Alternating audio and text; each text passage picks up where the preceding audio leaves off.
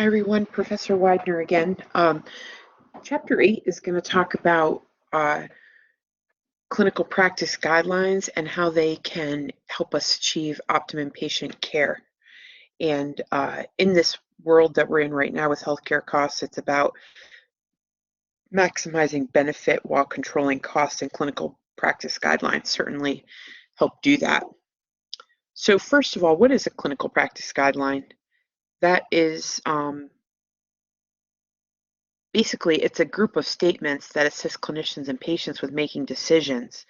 It is based on a systematic review of the literature, and the consensus of the group includes many people, including administrators, policymakers, clinicians, and consumers. The group is considered experts in the evidence, and they make the decisions. So that's actually the next slide.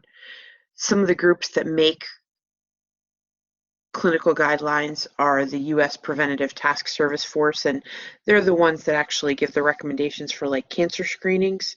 So I know someone is doing a project on colon cancer screening. That could be where you'd go to get the guidelines on colon cancer screening. But there are other ones as well, including the Guidelines International Network, the Community of Preventative Services Task Force, and the Registered Nurses Association of Ontario.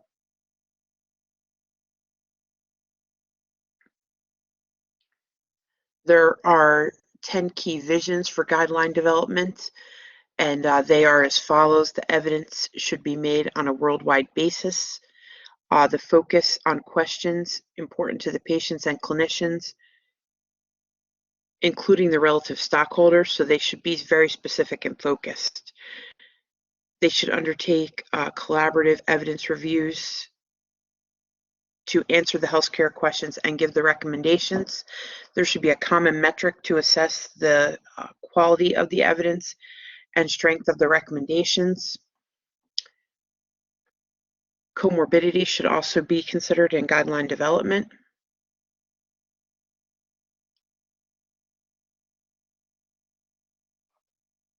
Number 6, ways that help guideline consumers understand and implement the guidelines using the best available tools need to be considered.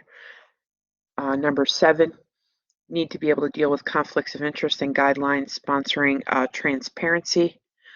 Again, when you start getting a larger group of people involved, everyone can be motivated by something different. So it's important to make sure that you remain transparent and make good decisions based on the evidence. Number 8, support development of decision aids to assist with the implementation of value and preferenced guideline recommendations. There should be a maintenance of collaboration for international organizations, and one of that might be is the JNCs. Now 8, they're the people that make the blood pressure recommendations. It should be an international effort. And finally, you need to examine the collaborative models for funding the guideline development and implementation.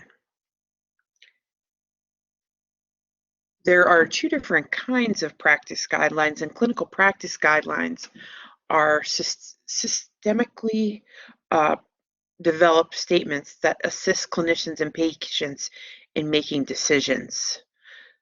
So that's one type. Another type is the evidence-based practice guideline, and that's where someone has assembled all the best evidence available. They've synthesized it into one unit, and they make recommendations in order to assist practitioners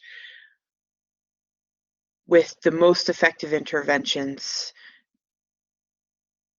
that can diagnose a wide variety of clinical conditions and situations.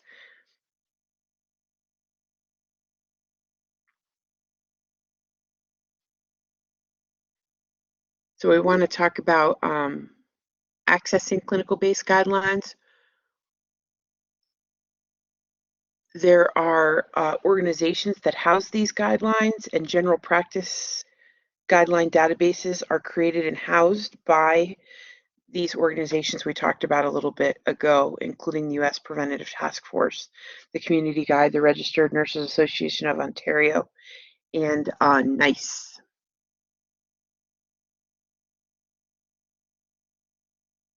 There are also specific guidelines that come from the American College of Physicians, the National Kidney Association, the National Association of Neonatal Nurses, and practice guidelines that come from electronic databases. For instance, there's a guideline for treating community-acquired pneumonia. So sometimes when you make clinical decisions, you're going to document that you used the clinical guideline for community-acquired pneumonia and chose antibiotic X, Y, or Z. And that's certainly okay to include evidence-based guidelines in your decision-making and even put in your notes which one you used and where you obtained it. That way, if you ever had to remember where you got the information, you would.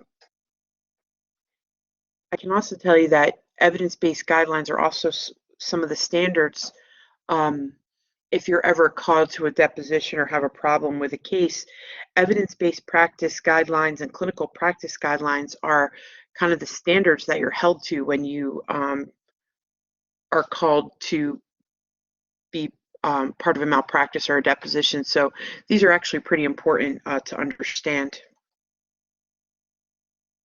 So we want to talk about what makes a sound guideline. And again, just as you assessed the different kinds of research articles, you're also going to do some assessment of clinical guidelines. There are some out there that may not necessarily mean that they're in the best interest of the patient. So again, just some food for thought to think about when you're reading through guidelines, and you want to consider, are these recommendations ambiguous as possible? Do the developers address how the interventions or the screenings should occur to achieve the best outcomes? And again, with insurance companies and healthcare the way it is right now, as I said earlier in the lecture, we want to maximize results while minimizing the costs. So that's where guidelines become quite helpful. Next, are the developers explicit about where informing the patient's choices could lead to varying decisions? So patient decision, again, we're back to patient decisions being an important part of it. Do the recommendations address clinically relevant actions? And do the developers include an assessment of the benefits versus the harms of the implementing? So what that means in English is just, is there a document to weigh the pros and cons and keep records of implementation of the guidelines? Again, you can read through these, but developers need to be fully assured that they are consistent, they are constantly updated, and they are unbiased. So question number 2, which of the following is not a primary consideration when considering how well an evidence-based practice guideline or clinical practice guideline are done? A, do the developers focus on outcomes that are meaningful to providers? Do the developers address how often interventions or screening should occur to achieve optimal outcome? Do the recommendations address clinically relevant actions? And finally, do the developers identify a rating scheme or similar method that's used to determine the quality and strength of the study?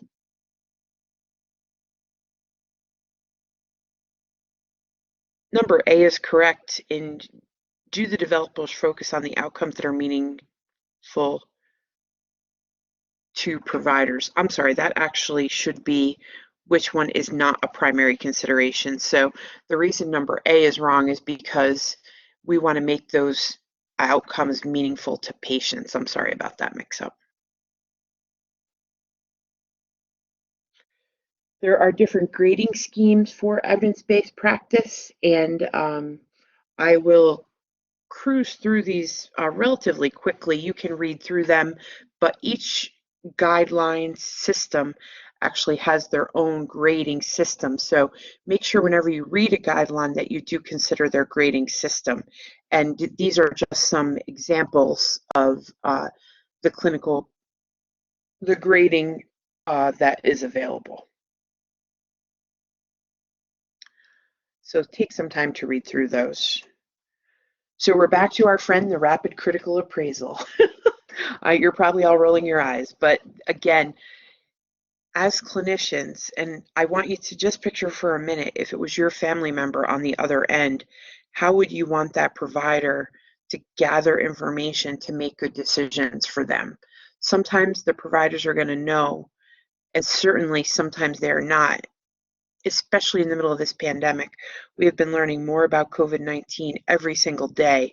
So we need providers that are going to be able to stay on top of that and evaluate what these evidence-based practice guidelines mean for our patients. And that's why it's so important to learn how to do a critical appraisal of so many different things. So I hope that that helps put it into perspective a little bit, but it's a very important skill that you will be definitely use the rest of your life.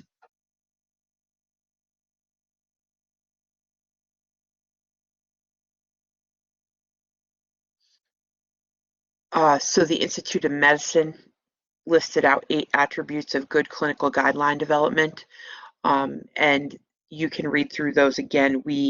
That they're valid and reliable and able to be reproduced. We want to make sure they are clinically applicable and flexible to what we're doing. They need to be very clear and have some sort of documentation to them. They should also be a multidisciplinary process and have a specific plan for review.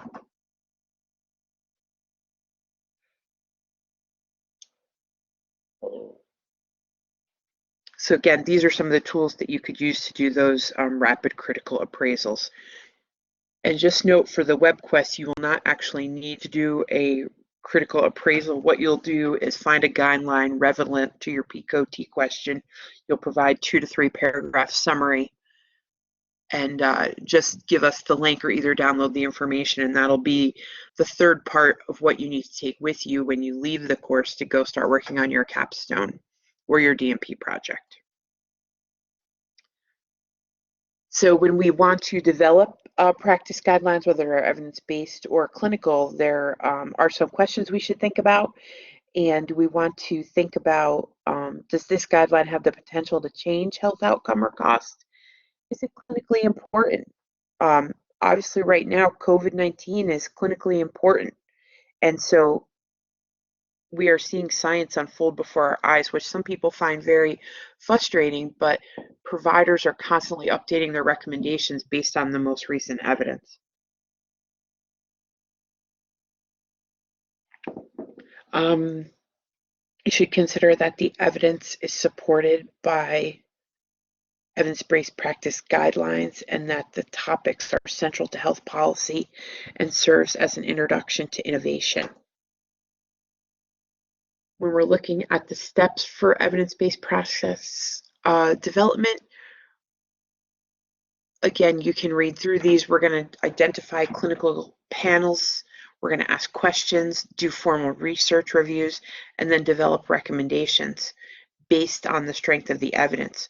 Once that has been happened, they go for peer review and then disseminate the knowledge to different people. And I will actually be sending out the link, but you all will be invited to the capstone day so you can hear how these students, one semester ahead of you, if you're in the capstone class or the DMP class, you'll be able to hear how they start putting all the things that we've learned in research, how they start putting it all together to form their projects. So we'll make sure that you get that date. And then finally, the implementation of evidence-based practice guidelines. Surely, if you're going to do this, they must be well-purposed and thought out. The organization must be ready for such changes. And then you need a plan to implement them, possibly using super users or practice champions. You also need to consider quality improvement and develop a sustainability plan for these. So you may even have something that works really well for your hospital, but not for other hospitals. So you could just implement that for your hospital to improve your patient outcomes. So I hope that that helps. This is really very interesting stuff. And if you have any questions, please don't hesitate to reach out. Take care. Bye-bye.